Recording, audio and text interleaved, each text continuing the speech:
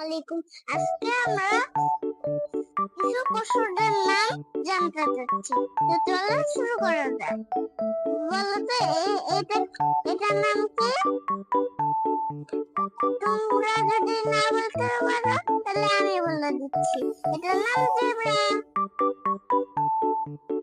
আর এটার নাম জানো কি? জানো না? তাহলে আমি বলে দিচ্ছি। এই যে এইটা হচ্ছে বিড়াল, মানে ময়ূরী। আর এটা জানো কি? জানো না? এটার নাম হচ্ছে ওই যে রাইনোসরাস, মনে নাই? তুমি কখনো এরকম তুমি কখনো এরকম এরকম প্রাণী দেখছো কখনো?